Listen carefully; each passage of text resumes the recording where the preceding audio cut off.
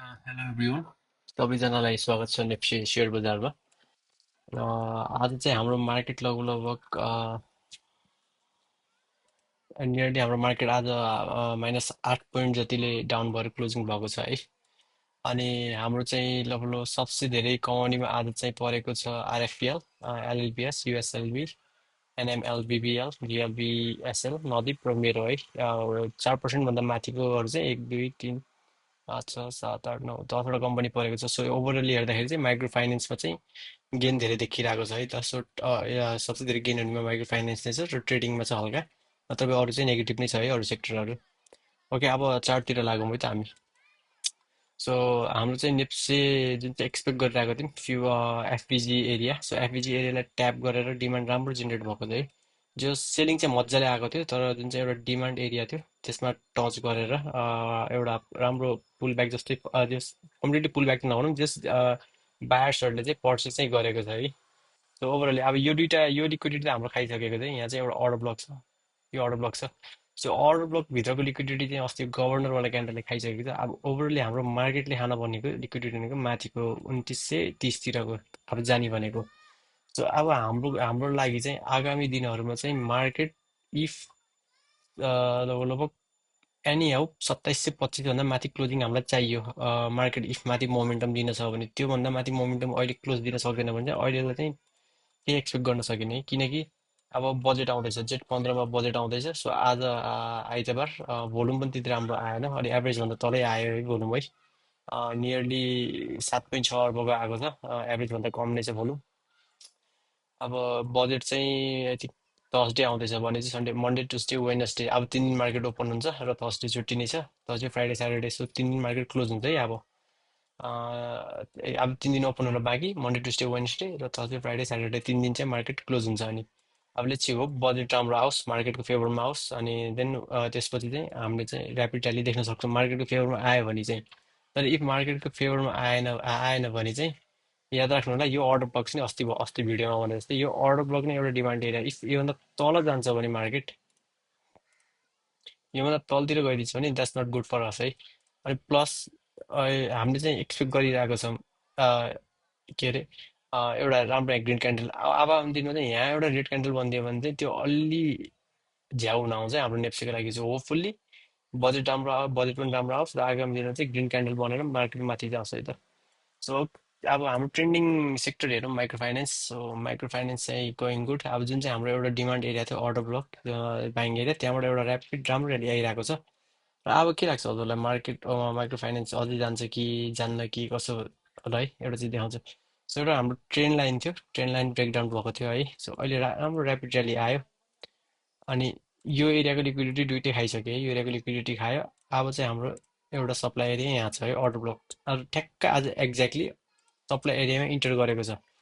भोलिको दिनमा, भोलि मन्डे चाहिँ के हुनसक्छ अनि माइक्रो फाइनेन्समा ग्रिन क्यान्डल होल डे बसेर आफ्टर 1 or 2 पछि चाहिँ सप्लाई दिन सक्ने हाई चान्स चाहिँ भोलि माइक्रो फाइनेन्समा। तर इफ भोलि पनि राम्रै ग्रिन क्यान्डल बनेर मास्तिरै बसिदिन्छ भने लगभग लगभग हाम्रो 5020 भन्दा माथि नै माइक्रो फाइनेन्स इन्डेक्स बसिन्छ भने त्यो चाहिँ हाम्रो लागि एकदमै राम्रो हुनेछ है। किनकि यो अर्डर ब्लक क्लियरली ब्रेक भएको हुन्छ र यसलाई हामीले के काउन्ट गर्छौँ, ब्रेकर ब्लक काउन्ट गर्छौँ त्यसपछि।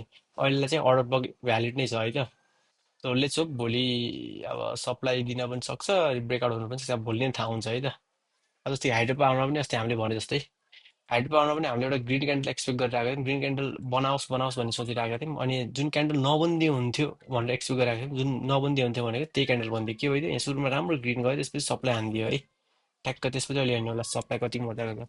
सो माइक्रो फाइनेन्समा पनि सेम सिनारी जस्तै छ, अर्डर ब्लक एरियामा छ र हामीलाई मेनली चाहियो भनेको एउटा ग्रिन क्यान्डल चाहिएको छ। मलाई जहाँसम्म लाग्छ बजेट आउँदैछ, सो मान्छेहरूले रिस्क लिँदैन भोलि मन्डे र ट्युसडे चाहिँ। सो मलाई जस्तो लाग्छ भोलि ग्रिन माइक्रो फाइनेन्समा पम्प भयो भने अभियसली मान्छेले प्रफिट बुक चाहिँ माइक्रो फाइनेन्समा स्योर गर्छन् है। ओके, माइक्रो फाइनेन्स भयो। अब अर्को सेक्टर हेरौँ, कमर्सियल ब्याङ्क है त। सो कमर्सियल ब्याङ्कमा पनि एउटा राम्रै मोमेन्टम अहिले देखिरहेको छ, भोल्युमहरू जस्तो कि आज ग्लोबल आइएममा पनि देखियो, पछि लक्ष्मी सनराइजमा पनि देखियो। र अहिले चाहिँ एउटा हाम्रो फेयर भ्यालु ग्याप चाहिँ यसमा छ है, कमर्सियल ब्याङ्कमा। सो ओके, अब ओभरअली मार्केट कमर्सियल ब्याङ्क चाहिँ यो एरियातिर आएर एफबिजीलाई ट्याप गर्छ नि धेरै राम्रो है। ट्याप गर्छ भने त्यसपछि ऱ्यापिड र्याली आउँछ भने एकदमै राम्रो, र बजेटले पनि साथ दिन्छ भने द्याट्स गुड। अब तर जस आज सेलिङ त आएको थियो तर पछि फेरि लास्ट लाइक 20-30 मिनट्सतिर फेरि राम्रो तानेको छ मार्केट है तान्न त। अब लेट्स भोलि हेरौँ कतिको सप्लाई दिन्छ अथवा साइडवेज बस्छ। मेरो हिसाबमा चाहिँ मार्केट साइडवेज बस्ने हाई प्रोबेबिलिटी छ है त। अब बजेट छ त्यही भएर मान्छेले रिस्क चाहिँ अलिक कम नै लिन्छ अब। ओके एफसी भयो, माइक्रो फाइनेन्स भइहाल्यो, ब्याङ्किङ भइहाल्यो। ओके एकचोटि लक्ष्मी सनराइजतिर पनि जाँला है त। Okay Laxmi Sunrise. Okay so Laxmi सनराइजले चाहिँ बराबर एउटा हायर हाई बनायो, हायर लो, त्यसपछि हायर हाई बनाएको थियो, higher low, lower high, higher low, equal high, अनि फेरि lower low, then again lower high, अनि हायर लो, लोवर हाई, र फेरि इक्वल लो बनाएको छ यल्लो लगभग है, देख्न सक्नुहुन्छ। सो हाम्रो चाहिँ लक्ष्मी ब्याङ्कले चाहिँ यो चाहिँ तल ब्रेक गरेको थियो, यो एरियाभन्दा तल ब्रेक गरेको थियो है त। यहाँ एउटा मार्केट स्ट्रक्चर सिफ्ट जस्तो देखिएको थियो तर के भइदियो नि यहाँ चाहिँ अर्को अर्डर ब्लक थियो कि यसको।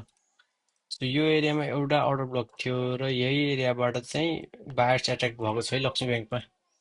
लक्ष्मी ब्याङ्कको बायर एट्र्याक्ट भएको थियो प्लस कस्तो भयो भने जुन चाहिँ एउटा लोवर हाई बनेको थियो यहाँ थियो यसलाई पनि ब्रेकआउट गरिदिएको थियो कि माथि माथि ब्रेकआउट गरिदिएको छ भनेपछि यसको अहिलेलाई चाहिँ हाम्रो ट्रेन्ड भनेको अप ट्रेन्ड नै हेर्न सक्छौँ है, किनकि यो एरियाको लिक्विडिटी खायो। अब अहिले खानजाने भनेको यो एरियाको लिक्विडिटी छ, यो एरिया र यो एरियाको। सो जस राम्रो मोमेन्टम आइरहेको छ र अहिले चाहिँ हामीले यसलाई फर्स्ट टार्गेट भनेको लगभग 244सम्म राखेर चल्न सक्छौँ र सेकेन्ड टार्गेट 260सम्म छ भने र थर्ड टार्गेट आउँछ 290सम्मको है त। र अब हाम्रो मेन कमर्सियल ब्याङ्कमै हेरौँ सेक्टर। सो कमर्सियल ब्याङ्कको चाहिँ इफ यो अहिलेको रेसिस्टेन्स एरिया ब्रेकआउट हुन्छ भने मासतिर यसमा चाहिँ ऱ्यापिड र्याली आउने चाहिँ। सो कमर्सियल ब्याङ्कहरू चाहिँ अझै 3-4 दिन घटेर एफबिजिएम एरियामा आउँछ भने त्यो एकदमै राम्रो बाइङ अपर्च्युनिटी हुनेछ है त्यो कमर्सियल ब्याङ्कमा चाहिँ। एक्चुअली मेरो माइक्रो फाइनेन्स पनि जाम यसमा मोमेन्टम राम्रो आइरहेको छ। सो पहिला पनि भनिरहेको स्टक मेरो माइक्रो फाइनेन्स एउटा ट्रेन्ड लाइन वाइज पनि सपोर्ट एरियामा थियो र जुन चाहिँ एउटा अर्डर ब्लक एरिया थियो डिमान्ड एरिया, त्यो थिम आएर राम्रो बायर्सहरू जेनेरेट भएको छ है। त्यसो यो एरियामा आएर ट्याप गरेर प्लस ट्रेन्ड लाइनमा पनि ट्याप गरेर त्यसको राम्रो बायर्स जेनेरेट भएको छ। यो एरियाको लिक्विडिटी मजाले खाइसकेको थियो यहाँ है। यो अस्ति गभर्नर क्यान्डल पनि मजाले उडाइदियो लिक्विडिटी भनेपछि अब यो चाहिँ अब्स्ट्याकल थिएन मेरो माइक्रो फाइनेन्सलाई। अब यसको डाइरेक्ट टार्गेट भनेको लगभग 840को हुन आउँछ। सो मोरओभरली अब भोलि पनि एउटा ग्रिन क्यान्डल देखिएला यसमा है। अब माइक्रो फाइनेन्समा सेलिङ आएन भने चाहिँ यसले चाहिँ यो टार्गेट इजिली हिट हान्न सक्छ। तर ओभरअली मलाई कस्तो लागिरहेको छ भने अब बजेट आउँदैछ अघि भने जस्तै माइक्रो फाइनेन्समा भोलि सप्लाई आउन सक्छ है, लाइक दिनभरि ग्रिन क्यान्डल बनाएर अनि आफ्टर 1:32 पछि सप्लाई दिन सक्ने हाई प्रोबेबिलिटी छ है त।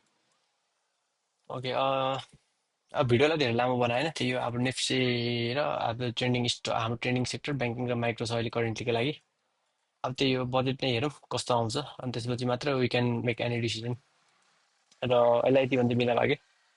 हाम्रो च्यानललाई सब्सक्राइब गरिदिनु होला र आगामी दिनहरूमा पनि अरू भिडियोहरू पनि लिएर आउनेछु र तपाईँहरूलाई कुनै स्क्रिप्ट हेर्न मन छ भने कमेन्ट गरिदिनु होला है त।